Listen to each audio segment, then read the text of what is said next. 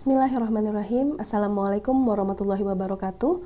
Perkenalkan, nama saya adalah Farah Fadilah Hanum dan saya adalah dosen pada program studi S1 dan S2 Teknik Kimia Universitas Ahmad Dahlan.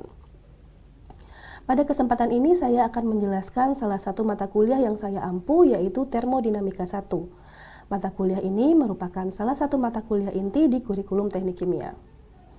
Video ini dibuat dengan tujuan memenuhi salah satu persyaratan sertifikasi dosen tahun 2023, yaitu pernyataan diri dosen dalam unjuk kerja Tridharma Perguruan Tinggi atau PDD-UKT-PT khususnya di aspek pengajaran. Berikut adalah deskripsi mata kuliah Termodinamika 1. Termodinamika 1 ini merupakan mata kuliah wajib bagi mahasiswa S1 Teknik Kimia, di mana mata kuliah ini diikuti oleh mahasiswa di semester 4 dengan bobot 2 SKS teori. Capaian pembelajaran lulusan yang diukur pada mata kuliah ini ada dua, yaitu yang pertama, mampu menguasai pengetahuan fundamental dalam bidang sains dan teknik kimia, dan yang kedua adalah mampu mengidentifikasi dan menganalisis masalah dalam bidang teknik kimia menggunakan prinsip dasar teknik kimia. Adapun capaian pembelajaran dalam mata kuliah termodinamika ini adalah yang pertama, mahasiswa mampu menguasai konsep teoritis dan persamaan mengenai hukum pertama termodinamika serta mampu menyelesaikan persamaan neraca energi di sistem tertutup dan sistem terbuka. Kemudian, mahasiswa mampu memahami konsep mengenai persamaan keadaan, persamaan virial, sifat volumetrik zat murni, hingga kaitannya dengan efek panas pada termodinamika, serta menyelesaikan persamaan-persamaan terkait. Dan yang ketiga, mahasiswa menguasai konsep teoritis dan persamaan mengenai hukum kedua termodinamika, entropi, dan hubungannya dengan kerja. Yang keempat, mahasiswa memahami konsep dan persamaan mengenai sifat termodinamika fluida, sistem dua fase, dan persamaan umum untuk gas dan cairan, serta menyelesaikan persamaan terkait. Mata kuliah termodinamika bertujuan untuk meningkatkan kemampuan mahasiswa dalam mengembangkan konsep atau teori dalam bidang keteknik kimiaan. Kajian utama pada mata kuliah ini meliputi hukum pertama termodinamika, sifat volumetrik fluida murni, efek panas termodinamika, hukum kedua termodinamika, sifat termodinamika fluida, sistem dua fase, dan persamaan umum gas dan cairan. Perkuliahan dilaksanakan dengan pendekatan student-centered learning, di mana dosen sebagai fasilitator menggerakkan mahasiswa untuk berpartisipasi aktif dalam melakukan dan menyelesaikan latihan soal yang disediakan. Perkuliahan termodinamika ini dilakukan secara luring dan untuk pengumpulan tugas dilakukan melalui media Google Classroom. Pembelajaran dilakukan sebanyak 16 kali pertemuan yang terdiri atas 7 pertemuan sebelum UTS, 1 pertemuan UTS, 7 pertemuan sebelum UAS, dan 1 pertemuan UAS. Evaluasi mata kuliah termodinamika ini didapatkan dari penugasan yang terdiri atas tugas 1 dan tugas 2, UK yang terdiri dari UK1 dan UK2, UTS dan UAS. Tugas 1 dan UK1 untuk dievaluasi di sebelum UTS dan tugas 2 dan UK2 untuk dievaluasi di sebelum UAS. Pembobotan untuk setiap jenis evaluasi adalah tugas masing-masing 10%, UK masing-masing 15%, UTS 25%, dan UAS 25%, sehingga total evaluasi dalam proses pembelajaran ini adalah 100%. Untuk buku referensi yang dipakai pada mata kuliah ini ada dua, yaitu yang pertama Introduction to Chemical Engineering Thermodynamics oleh J. Smith sebagai referensi utama, dan yang kedua adalah Fundamentals of Engineering Thermodynamics oleh M. J. Moran sebagai referensi pendukung. Berikut merupakan cuplikan dari proses pembelajaran yang saya laksanakan secara sinkronus di ruang kelas. Selamat menyaksikan. Terima kasih. Wassalamualaikum warahmatullahi wabarakatuh. Oke, Assalamualaikum warahmatullahi wabarakatuh. Waalaikumsalam warahmatullahi wabarakatuh. Oke, bismillahirrahmanirrahim. Alhamdulillah kita ketemu lagi ya di kelas hari ini di pertemuan kedua untuk mata kuliah apa? Enggak salah kelas kan? Yang mana tahu karena belum sarapan mungkin kan ya. Jadi salah masuk kelas. Oke, seperti sebelumnya dan seperti seperti yang seharusnya juga, supaya perkuliahan kita lebih berkah, supaya ilmunya bisa cepat meresap ya, tidak keluar kelas, keluar lagi ilmunya dari ingatan kita gitu ya. Kita tadarus Al-Quran dulu ya. Siapa yang pimpin?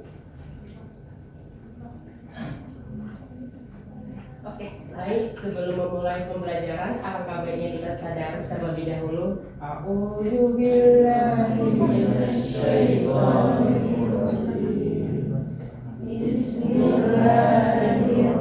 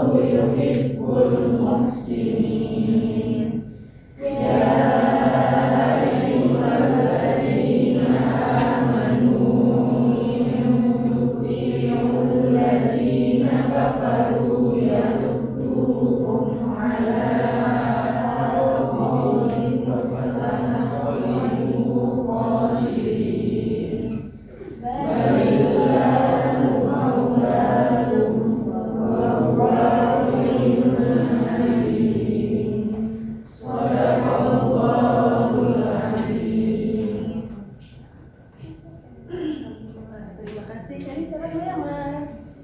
Mas Fadli. Oh Fadli. Terima kasih Mas Fadli sudah kita tadarusnya. Oke, kita masuk ke pertemuan kedua di mata kuliah termodinamika 1. Sebelumnya kita pemanasan sedikit ya. Kita review. Jadi minggu lalu kita sudah mempelajari tentang apa sih itu termodinamika itu, kemudian kenapa sih termodinamika itu perlu ya kan, terus aplikasinya di mana aja, terus apa lagi kita pelajari tentang dimensi apa-apa saja yang diperlukan ya saat kita ingin mengerjakan atau menyelesaikan persamaan-persamaan di tentang termodinamika itu gitu ya.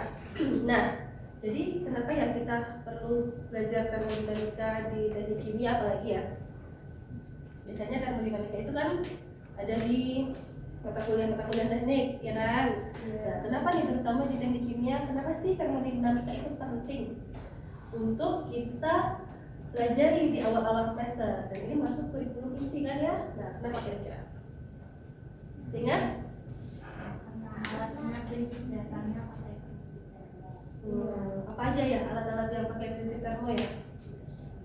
Oh, HE ya, HE. Terus apa lagi? Kompresor, apa lagi? Boiler, apa lagi? Pompa. Nah, kita tidak bisa di Jogja panas gitu ya.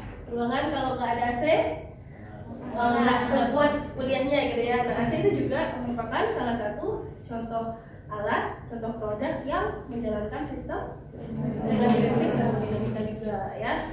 Ada apa di sana? Ada perbedaan. Karena jadi yang related dengan termodinamika itu apa aja? Ada dimensi-dimensi tadi ya. Ada variabel-variabel yang terkait dengan termodinamika. Ada variabel apa saja? Intensif sama intensif. Apa ya itu? Jumlah materinya. Nah, contohnya apa? Suhu, tekanan, konsentrasi, viscosity, dari gas. Itu tidak tergantung ya. Terus kalau yang ekstensif Yang tergantung. Contohnya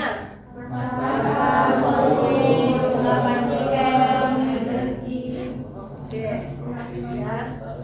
Nah itu ya tadi variabel-variabel itu terus ditambah dengan apa namanya basic kita tentang konversi satuan gitu ya. Itu adalah bekal penting untuk kita dalam menyelesaikan persamaan-persamaan atau persoalan-persoalan atau problem-problem di mata kuliah termodinamika.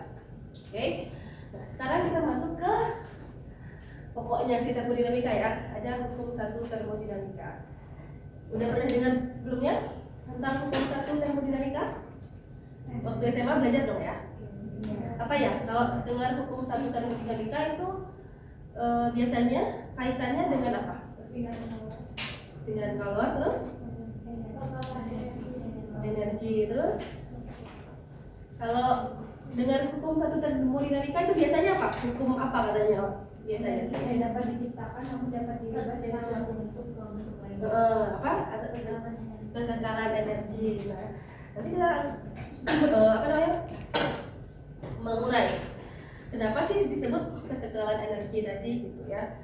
Nah, sebelumnya udah tahu belum apa namanya? Rumus si ininya itu, rumus si kekekalan energinya itu gimana? Iya kan? Jadi gimana sih hubungannya si Q, delta U dan W itu sama pernyataan hukum kekekalan energi tadi? Energi tidak dapat dari mustakat, tapi dia dapat berubah bentuk. Nah, itu gimana sih nanti kaitannya si pernyataan hukum tadi itu dengan yang Q, delta W dan delta U tadi gitu ya. Contohnya, misalnya teman-teman punya cara apa ya? Kalau di sini kettle ya, kettle itu. Kettlenya itu diisi air terus kita panasin pakai kompor, nyalain kompornya. Lama-lama panas dong ya. Ya, lama-lama lebih panas kalau misalnya kita biarkan dia dalam keadaan mendidih terus-menerus. Apa yang terjadi? Tutupnya naik-naik gitu ya, tutupnya gitu. Atau misalnya nggak usah rebus air, dia bikin mie rebus gitu ya, pasti tutupnya naik-naik juga gitu ya. Atau kalau sekarang sudah ada kayak sensor bunyi ya, bikin tutupnya nyala terus bunyi si itunya dari si kettlenya gitu ya. Energi tidak dapat diciptakan dan dapat diciptakan juga, melainkan tidak bisa diubah bentuknya saja. Terus kita punya delta Q sama dengan delta U ditambah dengan delta W ya. Delta Q itu adalah panas ya. Kemudian delta U itu adalah energi kerja. U apa? Energi dalam. W adalah kerja. Oke. Nah, tadi kita ada menyebutkan ada yang namanya sistem, ada yang namanya lingkungan. Kalau dalam si prinsip termodinamika itu nanti kita akan sering mendengarkan kata ditambahkan sejumlah panas ke dalam sistem, diberikan kerja sejumlah A atau sejumlah XXX ke dalam sistem, atau sistem melakukan bekerja mengeluarkan panas sejumlah XXX kalor misalnya gitu. Kan sering kita menemukan soal-soal yang berbunyi seperti itu. Oke, nah jadi apa sih itu sistem? Kemudian yang lingkungan itu yang mana? Kemudian ada lagi yang namanya state. Kira-kira sistem itu yang apa? Yang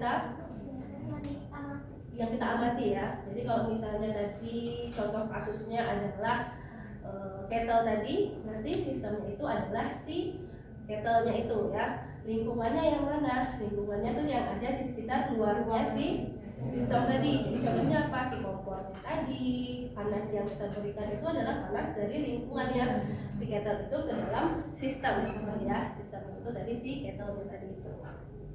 Nah, kemudian ada lagi namanya state.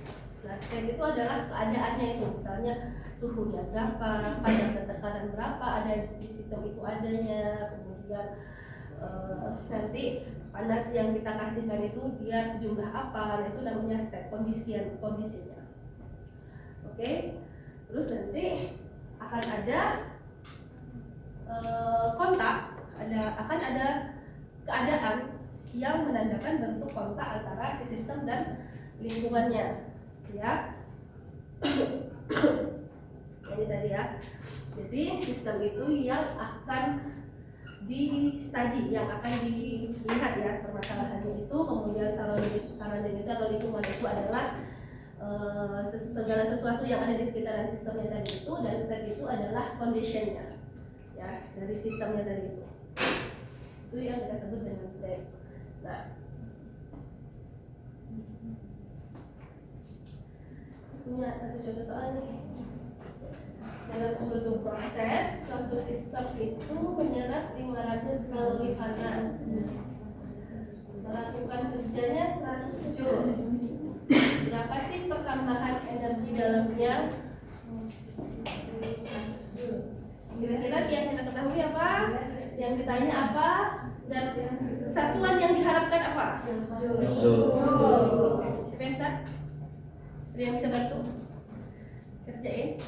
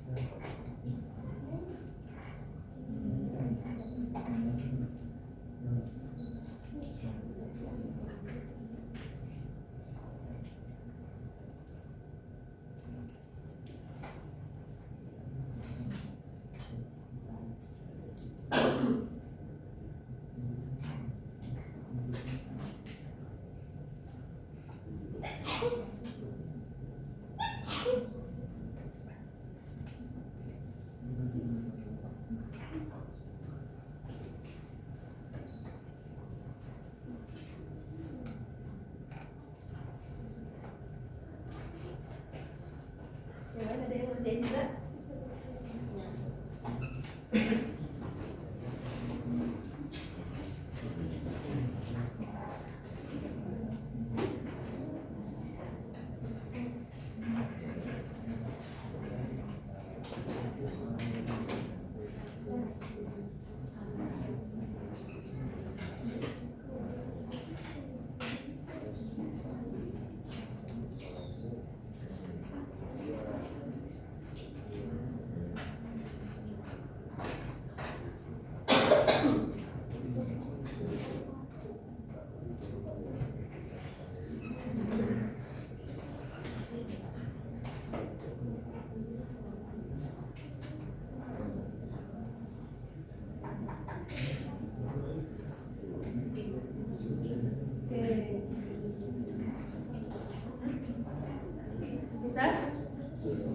Bisa paham? Bisa paham?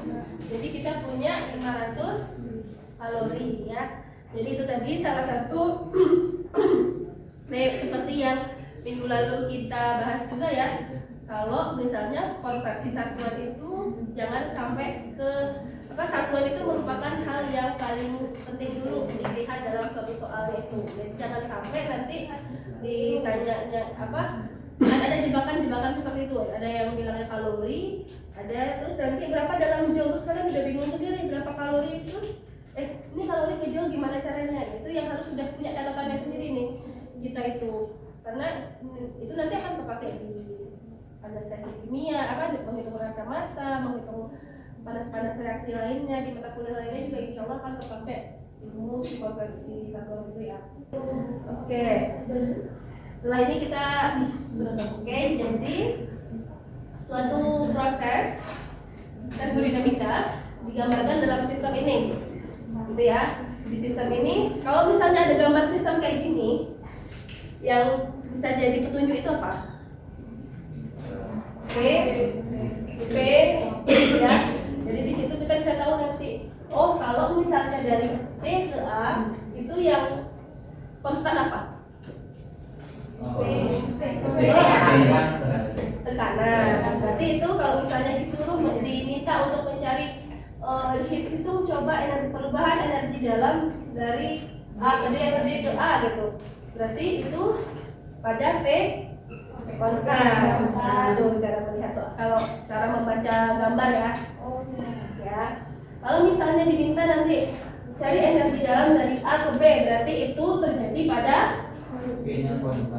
volume konstan. Kalau diminta di volume konstan, energi dalamnya kita bisa hitung. Ya, tapi kalau misalnya energi dalam volumenya nggak ada, tadi apa yang sama dengan nol?